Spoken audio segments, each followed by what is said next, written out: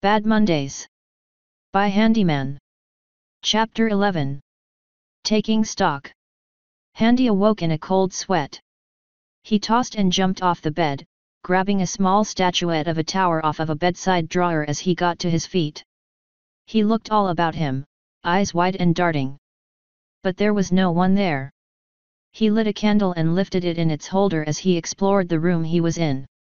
It was a typical guest room, decent furnishing and appointments, soft bed, but not too grandiose, and a small ensuite with flowing water, bath but no shower. He stalked about his room, aching something terrible, hissing with the pain, but he pushed through it. Nothing was out of the ordinary. There were a few pieces of his armor laying about the floor. He remembered dropping it off vaguely before collapsing on the bed. Not all of it was there though, considering his mail, cuirass, upper arm piece, helmet and pauldron had been taken to the armory. He looked outside through the fixed pane window. The rain seemed to have increased in intensity and the sky was mostly cloudy, the moon shining through here or there, bathing the land in near total darkness. He couldn't see the city from the tower he was in, but the few distant towns he saw were little glorious pinpricks of light in the all-consuming shadow of night. He did another tour of his room and tried the handle of the door. It was unlocked, but the handle turned noisily. He would have known if it had been an intruder waking him up coming through this way. He did himself the courtesy of looking out in the hallway. There was not a soul to be seen, neither hide nor feather. The lights were out however. He was uneasy. He walked outside, closing the door behind him as he lit the torch on the sconce across from his room. He did one more check of the corridor before returning to the room. Perhaps he was just jumpy. He had been up 2 days simultaneously and had gone from one exhausting battle, mentally and physically, to another. He shook his head. He put the candle down after lighting a few more. It was then that he realized his 2 packs had been delivered to the room. Some servant had probably taken them up, meaning that someone had to have entered his room at some point. He chuckled and just shook his head. His paranoia was just a delayed reaction to something he had heard hours ago in his sleep. Handy tsked, it was late, the moon was far into its journey across the sky. He had been asleep for the entire day, and considering the duel happened around, what, 9:30? 9:45? That was quite a spell. Handy looked over himself. Hilariously, he was still wearing his greaves and lower chain. His stomach was bandaged quite thoroughly, as well as his left shoulder and upper left arm. He tested his left arm and winced in pain. Yeah, he wasn't moving that for a while yet without some salve. He checked his bags. Yep, some bottles he had borrowed from Joachim's personal stash from the train were present and accounted for. One of his packs was noticeably more empty than the other. He figured that was the one Ivory Beak ransacked in order to buy Handy some useless property. He rubbed his head. He was going to need to investigate that himself, wasn't he? It was his now after all, might as well see what white elephant had been gifted him. Interestingly, he still had the clothes he had tailored for him. He took them out and looked them over. Indeed, the Paws Town sisters restrained themselves and made him several pairs of simple trousers and shirts. One pair of trousers was even made of denim. Handy blinked. So that's where his ripped jeans had went back then. He wasn't sure how he felt about that. He pushed the thought aside. They weren't all plain, some of them had obvious flourishes, some of which he didn't mind, others, such as a particularly girly-looking shirt, he simply did not care for. He'd burn that or something when he had the time. Socks, socks, pants, socks, socks, a scarf, socks, pants, more pants, a pair of boxers, socks, socks, a whole shitload of socks. What the fuck was it with ponies and socks? Socks, pants, more pants and... well, hot damn.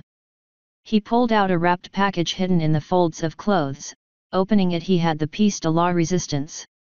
It was a double-buttoned black, long-sleeve, tail coat with silver epaulets and designs on the cuffs and lapels, clearly inspired by the knotted designs on his hammer.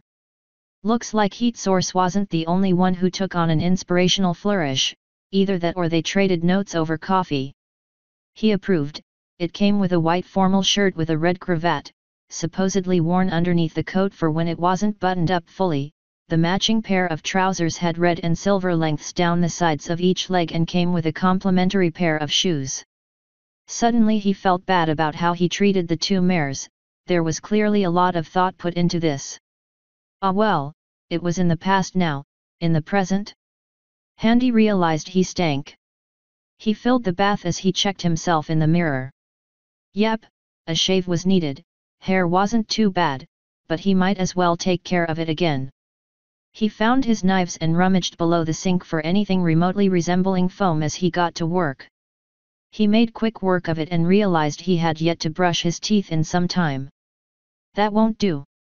He found, bizarrely enough, a basic, primitive toothbrush. He wanted to question its existence, he really did, but figured his sanity would be better off if he didn't. He got to work. Well, he did before he cut his thumb. Aw shit. What the hell? He dropped the brush in the sink basin with a start and observed the nick on his thumb and the precious red essence pouring from it. He did not feel the odd pang or the reaction he did when he noticed Hersilde's cut, or the long mourned for uneaten raw steak, or the smell coming from Jeffrey's room. Come to think of it, he didn't get it in the duel either when it was his blood on the floor. But this was beside the point, which was worrying, granted, but not as worrying as what he saw next. He wiped the condensation from the mirror and lifted his upper lip up.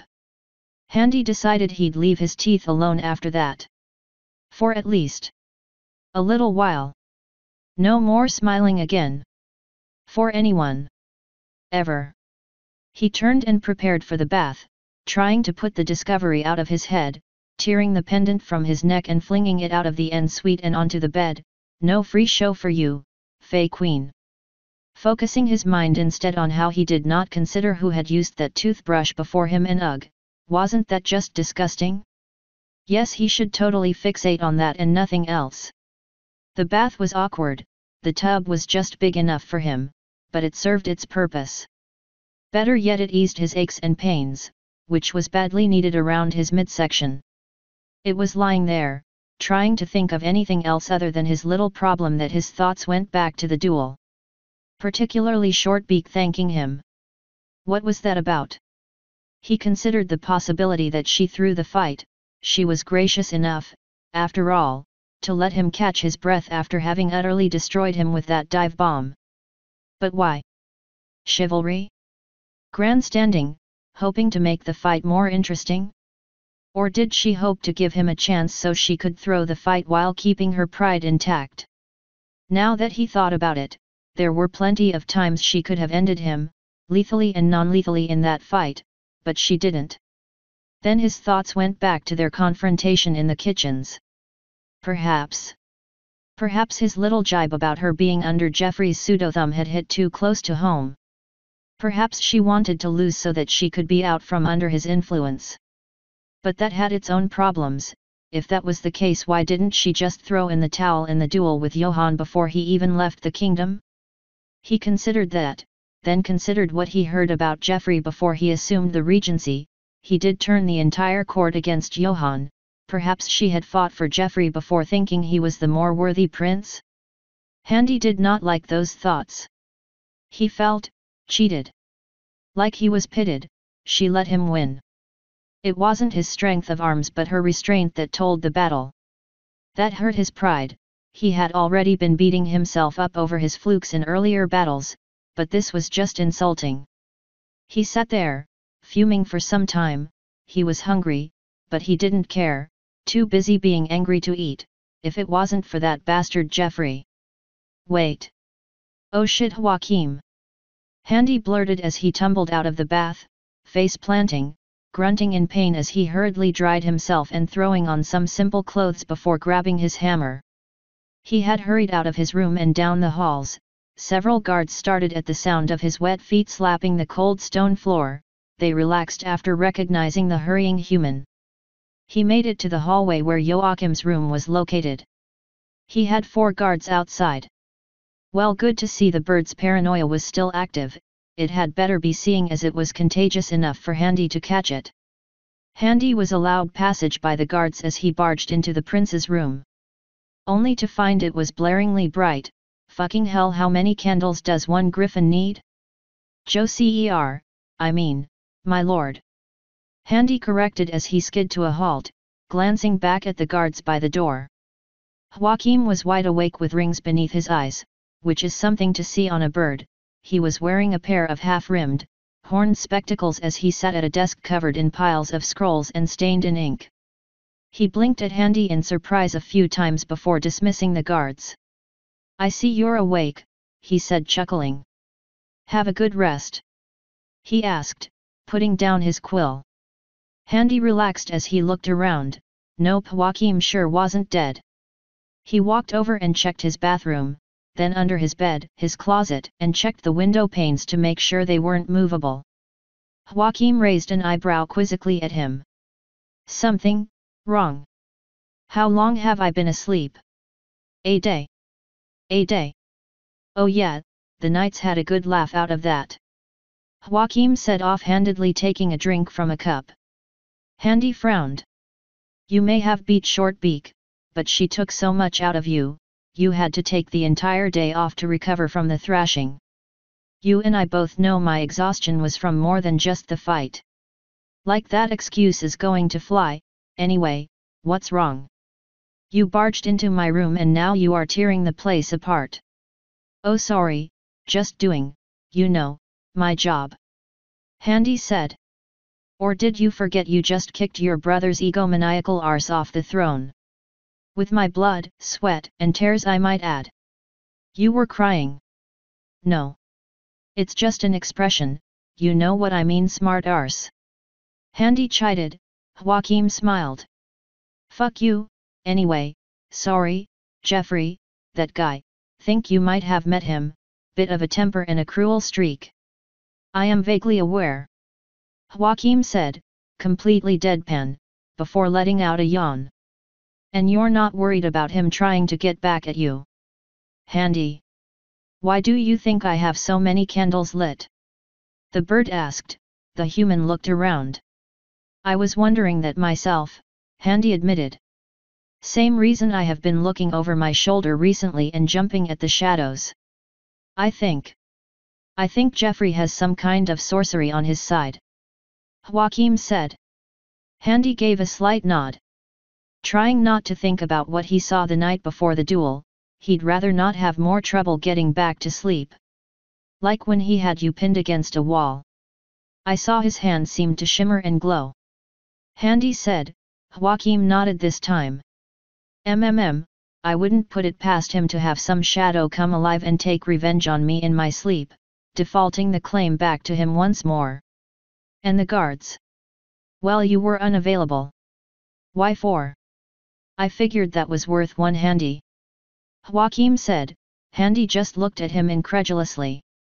Something wrong? I think you're overestimating my abilities. Just a tad. Oh, I'm sorry, how many guards were you taking on 2 nights ago? Handy shuffled. Also the train.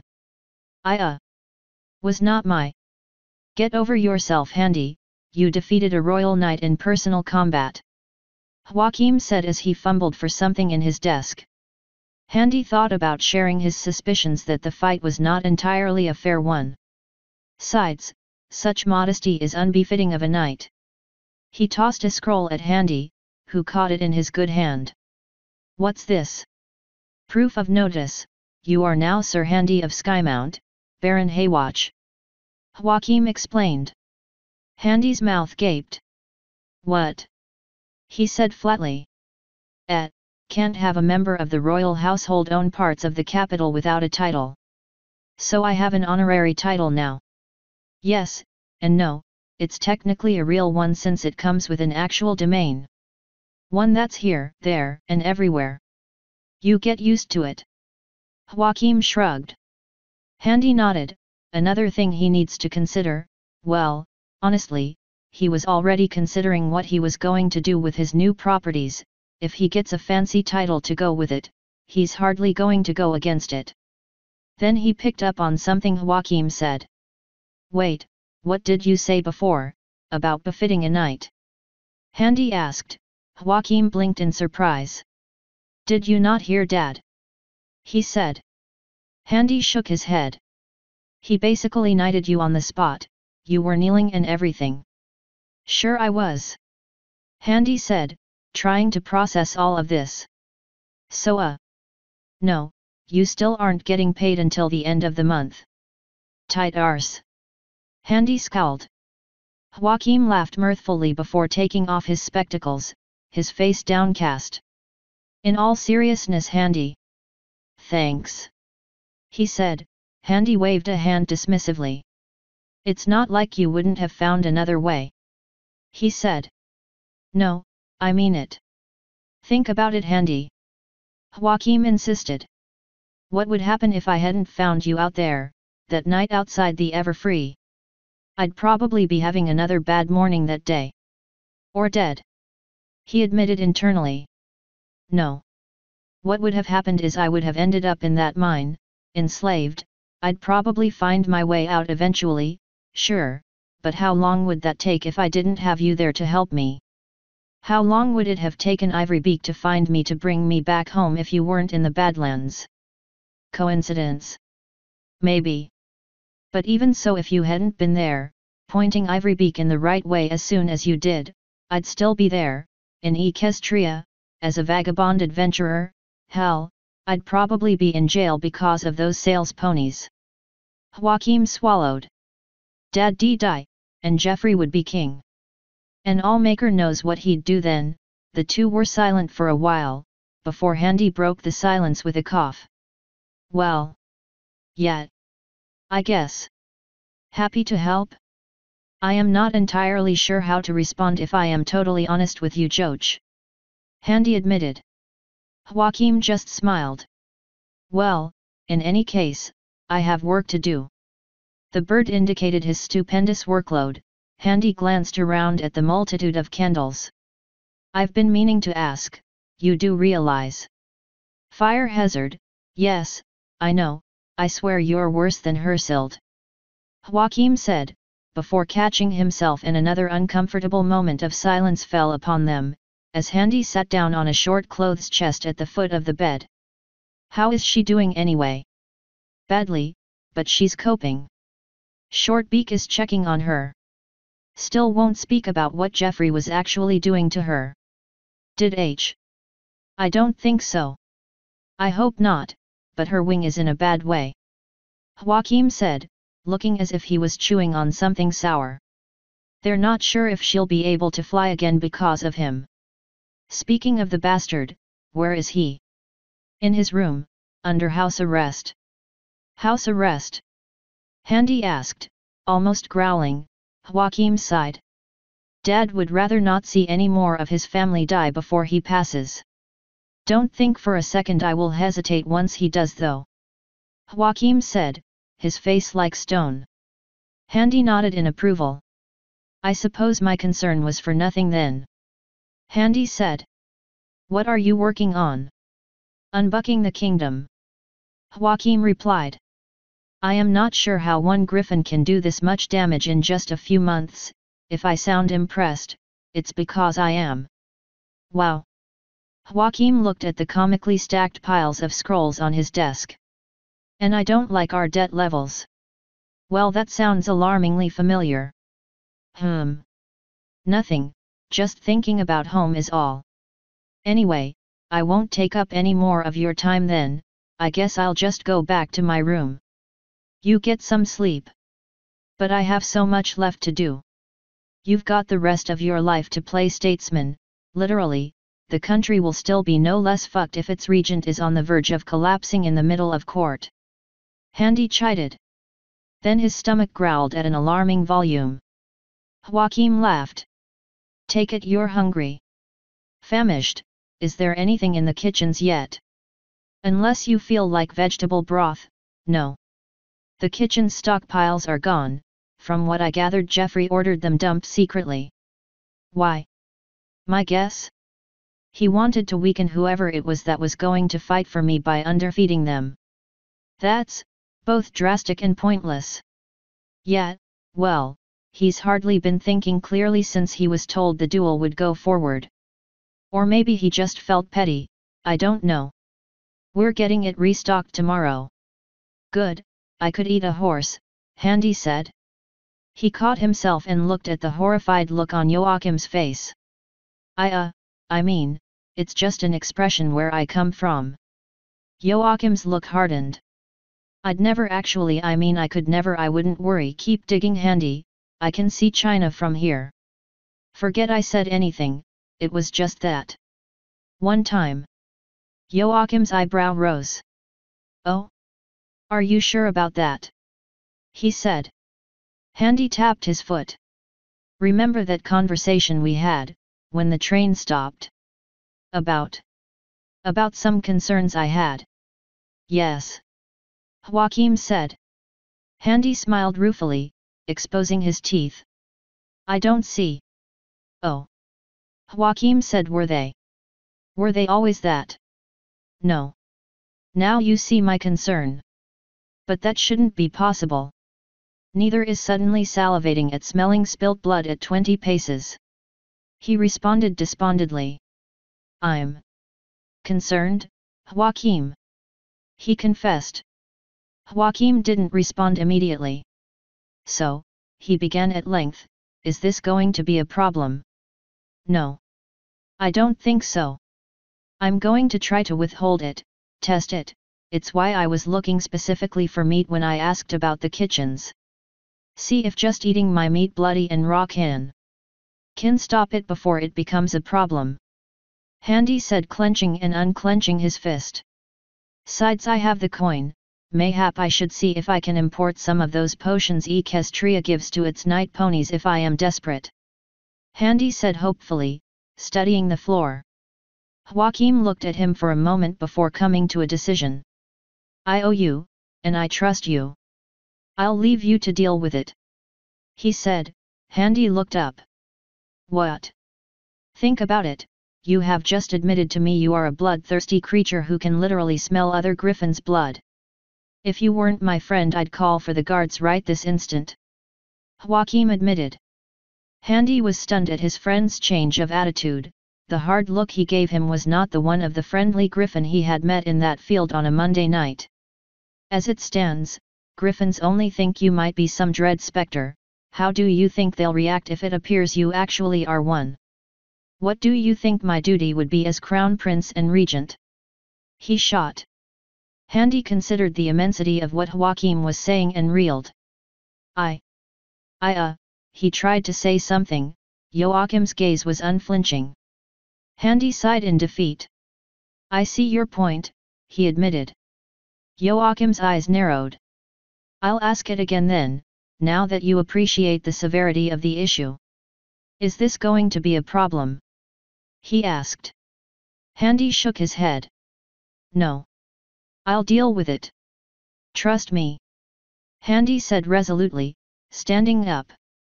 Joachim's expression softened and he smiled once more. That's good. Now, Handy, I'm sorry but I kind of have responsibilities now. Joachim said. Handy just shook his head. It's all right, really, I get it. He said sadly. Honestly, I'd probably do the same. You'd have your friend killed if he turned into a bloodsucker. No, yes. Handy's thoughts stormed. Joachim picked up on the human's foul mood. You sure you're okay? Yes. No. I can't say I am happy with my circumstances, but there's little I can do about it right now. I'll just go sulk until I man up and get over it. He said. Joachim nodded approvingly. Well, at least now we can definitely say you have some bite to back up the bark of your reputation. He jibed. Handy shot him a mean look.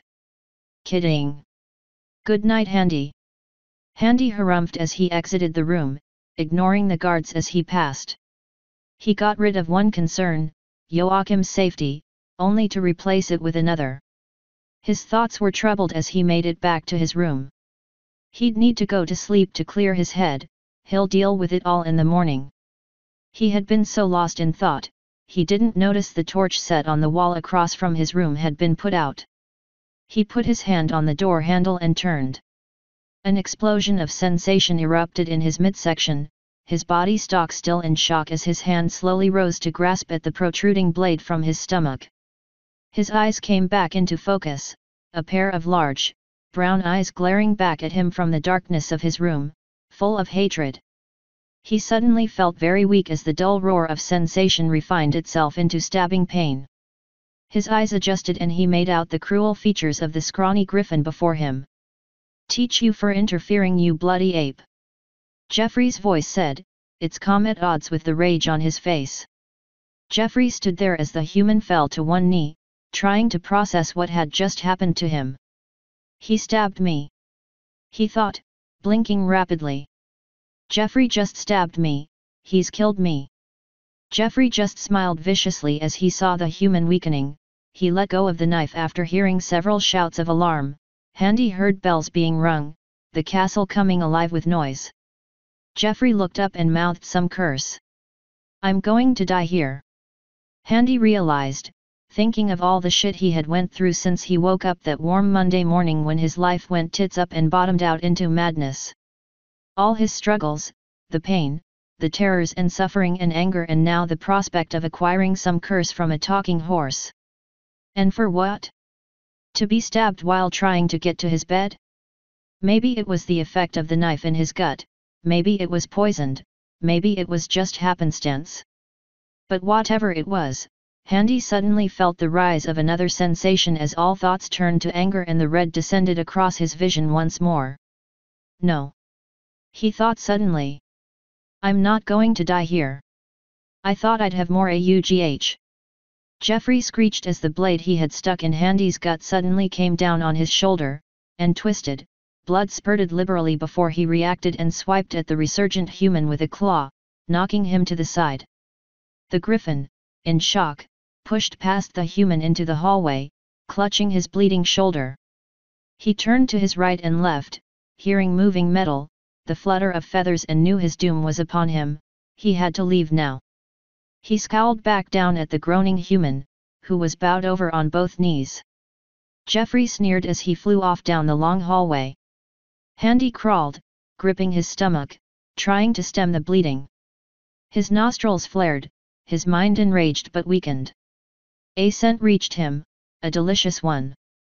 The pain in his stomach intensified as it clenched with an instinctive pang, and he suddenly remembered how hungry he was. His eyes locked on the dark splatters on the floor of his room and upon the doorframe, and his mouth opened. "Hurry!" he heard a voice as he ceased his drinking.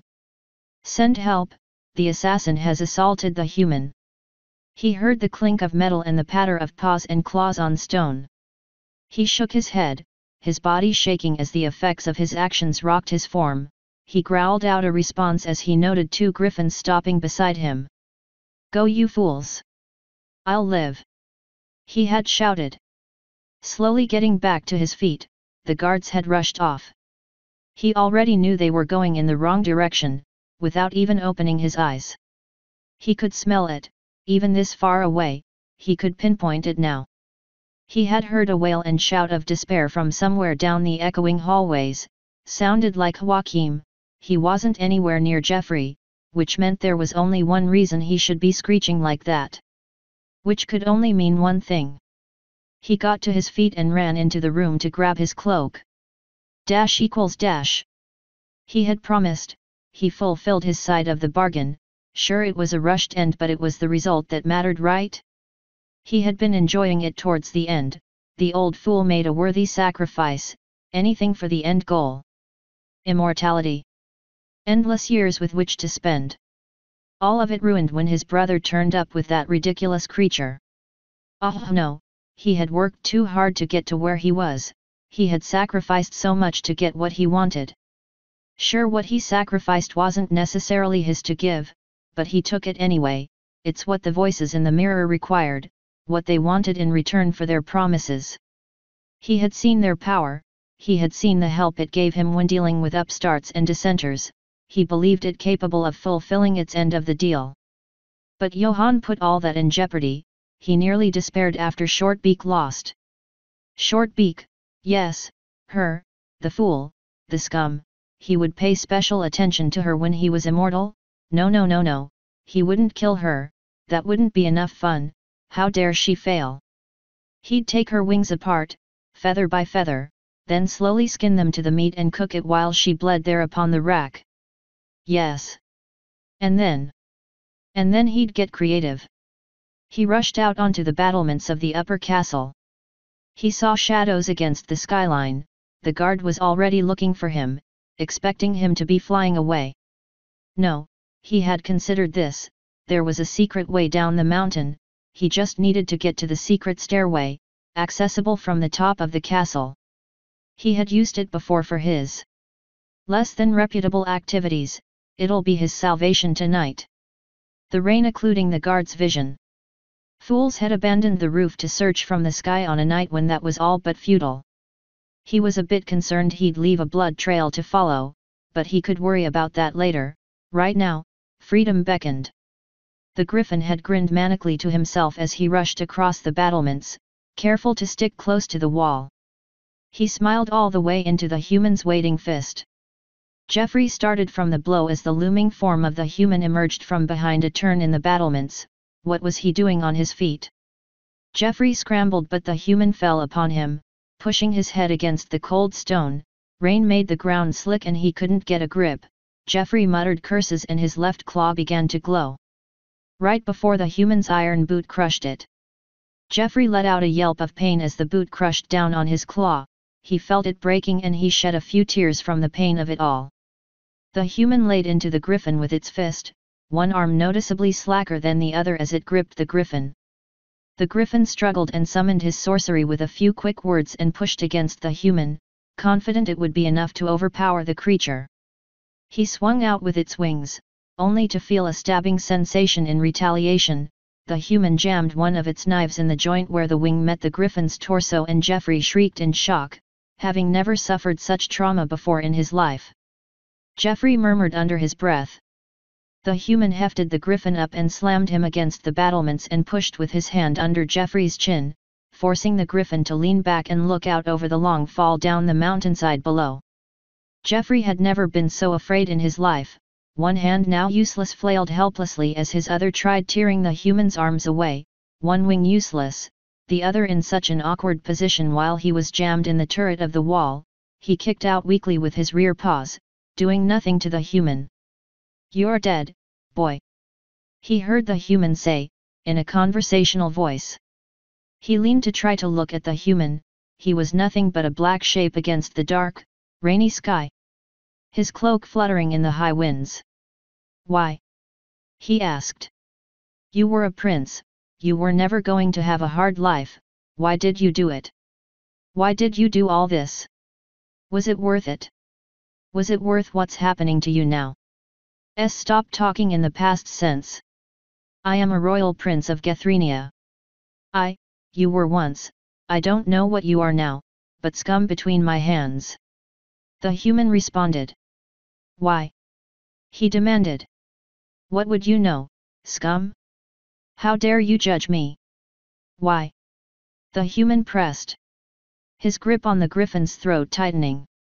"Ack all right, it promised me immortality if I gave it sacrifices in exchange."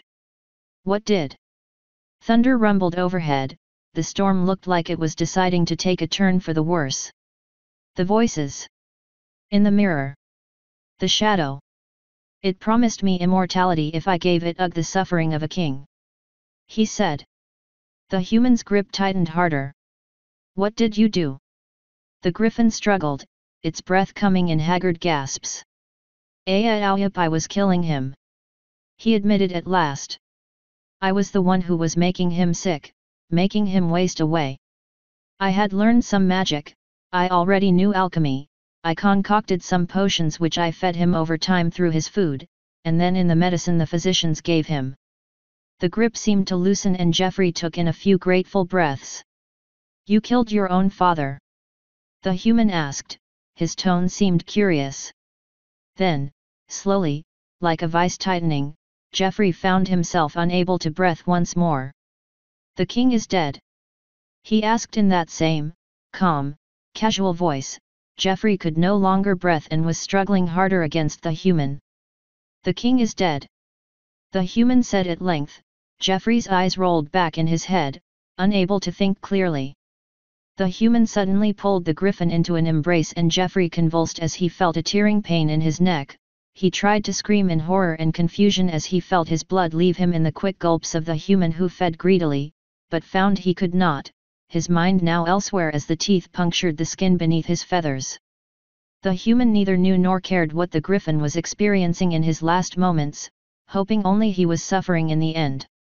The griffin's struggles eventually lessened at long last and his limbs went limp. Handy let him fall, staring hatefully down at the dead bird. He had fed for quite a bit, at least on the stallion on the train he had shown restraint. Geoffrey received no such mercy. He considered what he had done and wondered if he regretted it.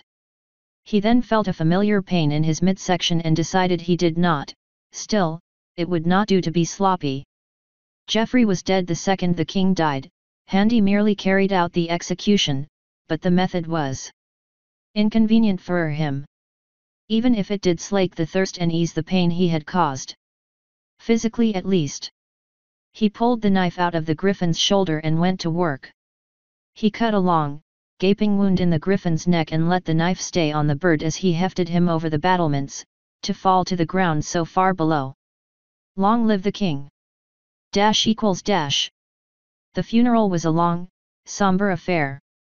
The venerable griffin he saw in the king's chambers turned out to be High-Feather Gerald Stormglare, the lord spiritual of the king's court.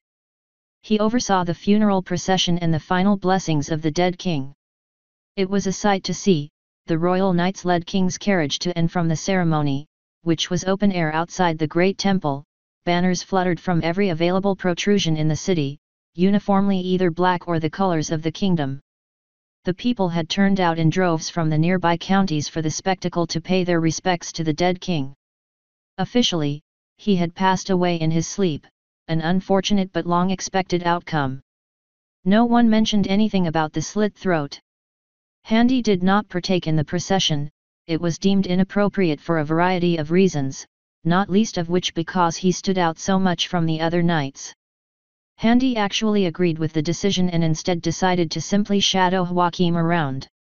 The prince's face was unreadable, he didn't even shift under the purple and ermine cloak he wore, but Handy could guess what he was feeling as the king was eventually laid to rest in the royal tomb at the base of the northern mountain of the city. He had gone through this himself not so long ago after all. It took some time to convince the prince to leave the tomb after the king was laid to rest. Eventually, Joachim relented and left the tomb after several of the knights began encouraging him to return to the castle. There was a lot to do to prepare for the transfer of power. The next 2 weeks were a blur if Handy was honest. He had never breathed a word about what happened that night above the castle, nor would he. Geoffrey's body was recovered, of course. Handy had a decent cover, having been seen to have been stabbed. Handy had explained to Joachim he had partaken in the search after he had used some salve to help heal himself. He didn't mention the little bit about Geoffrey's blood aiding in that affair. That was something he was surprised to discover and didn't plan on sharing. They never did find who had killed Geoffrey. Officially he had committed suicide. Unofficially everyone from the scullery maid to Joachim himself were potential suspects. Geoffrey had no shortage of griffins with grudges against him. For such an aggressive species, the series of deaths that night rocked the capital, including that of 2 noble guardsmen who had been guarding the prince's room. Handy was surprised the deaths had shaken them all so much, but he chalked that up to the circumstances surrounding the entire debacle. The weeks leading up to the coronation were surprising. It's as if someone had flipped a switch and Handy had learned an awful truth he had not been anticipating. Do you know what ponies and griffins have in common? Go on, take a guess. If you guessed the fact that they are both walking, talking mythical creatures, you'd have guessed right. However, what you missed was the fact that there was practically no damn difference. As soon as Geoffrey's reign had ended and the sadness that was the mourning period of the king's death had passed, the entire city of Skymount erupted into life, as if a great pall had been lifted. And Handy was treated to bouts of the spontaneous insanity he had experienced in Equestria, including, but not limited to, uninhibited joviality, bright colors, miscellaneous shenanigans and, of course, impromptu song and dance numbers. That last occurrence hit Handy like a sledgehammer with sheer incredulity. He remembered the last time he experienced such a unique event and how Joachim had remarked that it was entirely normal. For some reason he had imagined he would never need to worry about such nonsense here in the Griffin Kingdom. But then again, his first impression of griffins in large numbers was fighting ghosts and ponies on a speeding train in a city in mourning, so Handy quickly realized he, most likely, didn't know his arse from his elbow about daily life in Gethrinia. It wasn't the only thing he learned that month. Firstly, his little midnight snack on the night of the regicide sated his hunger quite effectively. For the next 2 weeks he didn't find himself passing any remarks of blood he smelt or felt any compulsion to seek it out. Much to his joy. However, he also didn't feel the need to eat anything during that time and had to force himself to eat to keep up appearances. Soon enough he felt the pangs again and began taking notice of every available opportunity to slake his desire, never acting upon it of course, but it was beginning to seriously worry him. He had taken to eating his meat bloody and raw, it was enough to stave off him doing anything foolish, but it never quite got rid of the particular hunger that now appeared to be his constant companion. He needed larger quantities, it seemed, to at least have a week's peace. However, he hardly felt like going about feeding on random people, especially not with Joachim's not-so-subtle warning about it, so he put up with the additional baggage. However, new bodily needs aside, he found it very hard at times not to kill complete strangers with his warmer by caving in their skulls. Said strangers being the managers and overseers of his new businesses. First off, let's start with Handy's mill. What mill? It was a derelict building and a blighted eyesore in the poor part of town. One tavern appeared to at least be tolerable, which meant that it wasn't on fire when he visited, unlike his other one. It still had customers despite the fire damage and the fact it was on verge of collapsing. The jovial barkeep was a likable sort and looked suspiciously similar to the one who operated his other tavern. Now, the inns came in 3 flavors. Small and ignominious, medium and smelling like dead rats, large and notorious. Those had caused Handy a few headaches, all of them were bleeding money. He summarily fired their managers while keeping most of the staff after a few interviews. It was easy to tell who cared enough about their job to keep it when their new boss, who was their lord and a royal knight, was breathing down their neck. And was also rumored to be a vampire. He was going to need to invest more money to make any of these properties in any way profitable.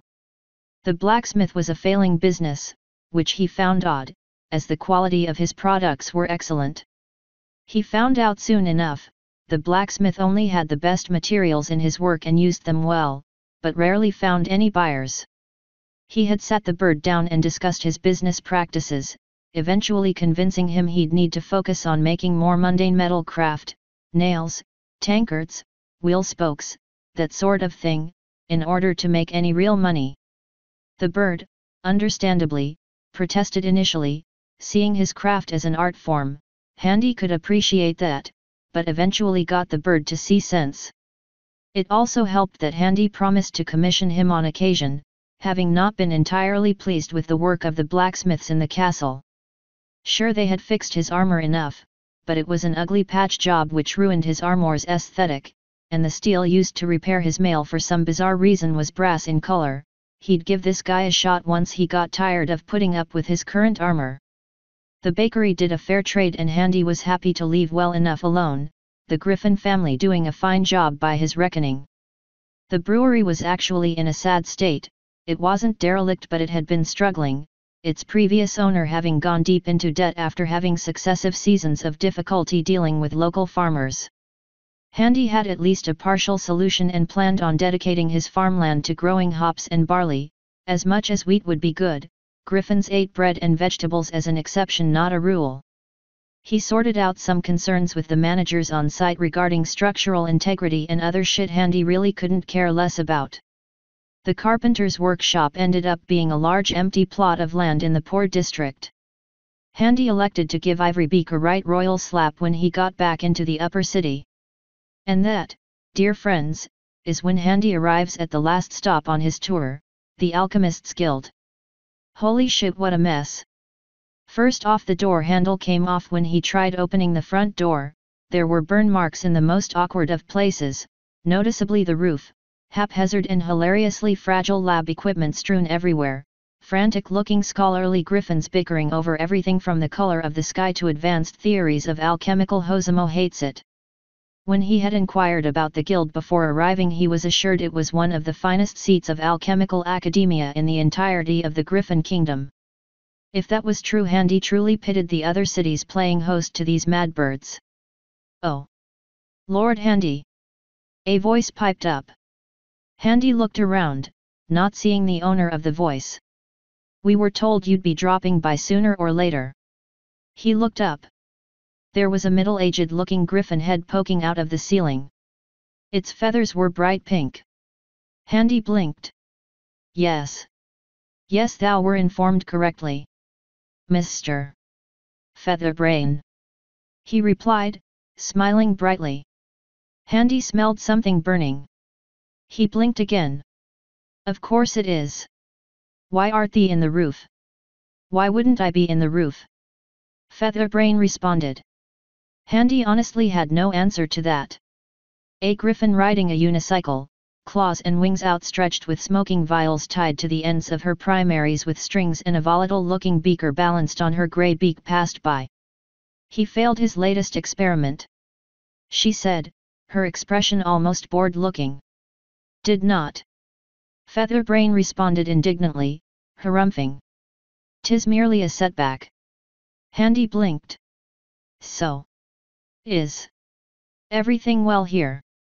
Handy asked, honestly scared to hear the answer. "Oh yes, it's actually been quite boring today if I am honest," Featherbrain replied. You know, that really wasn't what Handy wanted to hear. "And how doest this guild maintain its income?" "Oh, we make potions for the hospital and the average citizens and studying the arcane mysteries of the natural world." "And this is profitable?" Handy asked. "Oh yes, quite." Featherbrain smiled, then frowned. "Say, anyone else smell burning?" Handy waved his hand, honestly pleased that whatever madhouse this was, it was at least not a money pit. "Good, good," Handy said, relieved. He shifted under his cloak, having taken to wearing his formal suit under his cloak rather than his armor recently.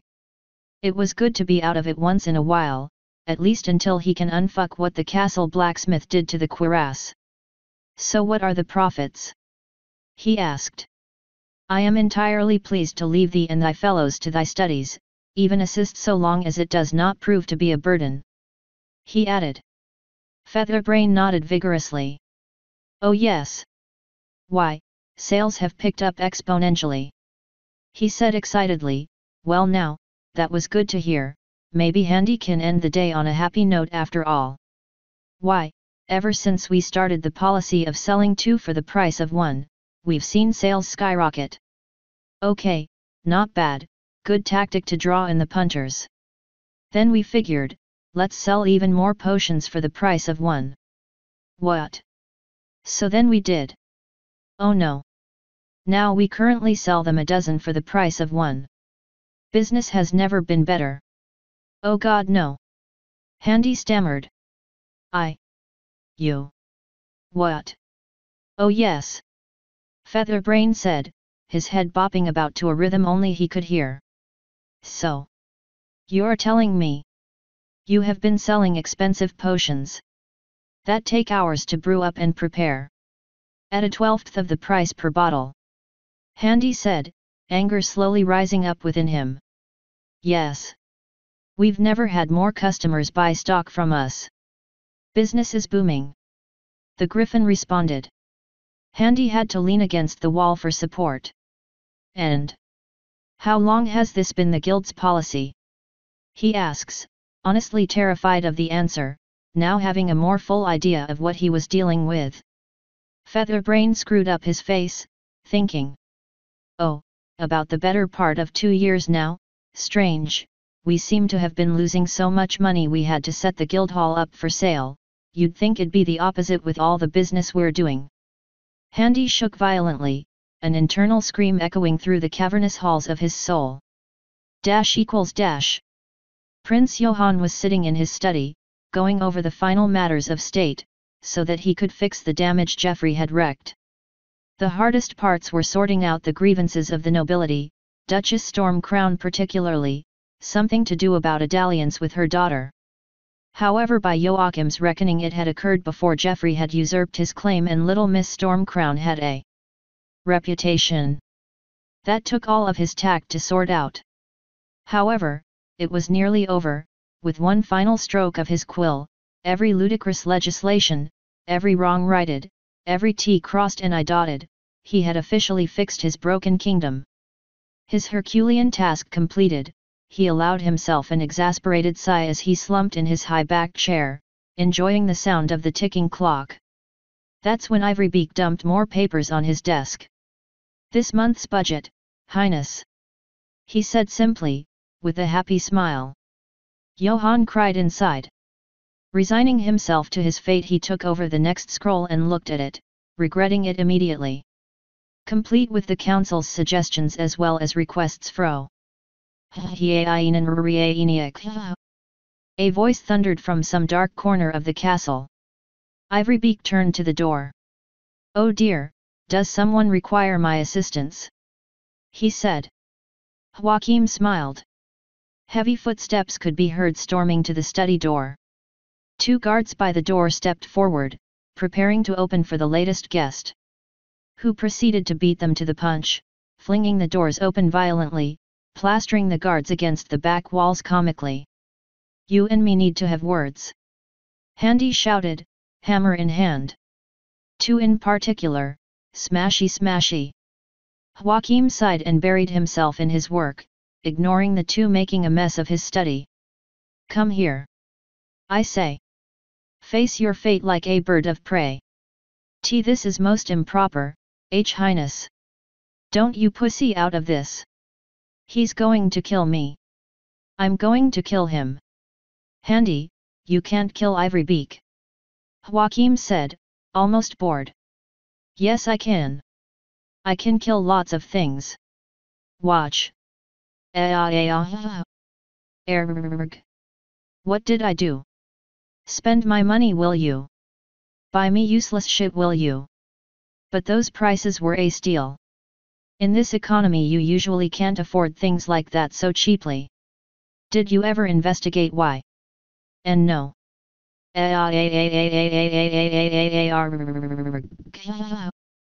Handy," Joachim said, licking the tip of his quill as he dipped it back in ink to continue his work.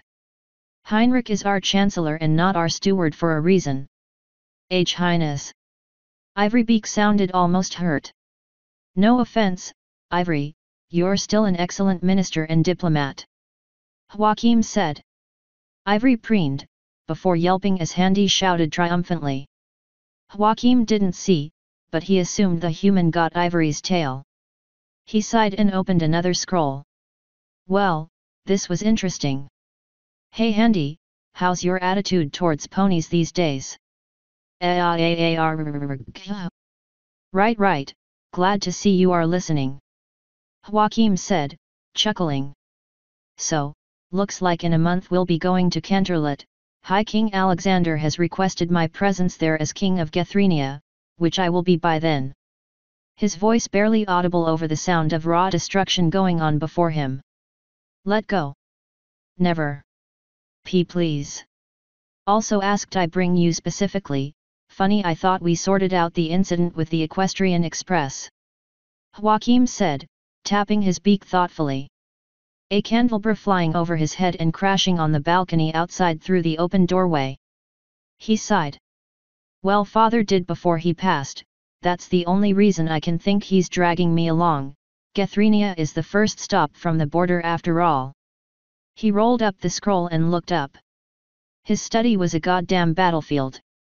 Bookcases turned over, floor ripped up, tapestries torn, the door was on fire, guards cowering in fear behind a bust of one of his ancestors, trying to push the other one out so they could hog all the space. Ivory Beak was in the ceiling, on the chandelier. Handy was ankle-deep in torn papers and detritus, glaring wrath upon his poor chancellor. "Come down!" Handy shouted. "No." Ivory Beak responded. "Get all that!" Joachim said, completely deadpan. "Heinrich, I am losing respect for you by the second. Get down here and take your beatings. You never respected me." "Not really. Beside the point." "Good to hear." Joachim said, descending from his chair and walking off casually through the chaos. "I'll be in my solar, you kids play nice." Joachim said, smiling at a private joke as the two of them traded insults back and forth behind him.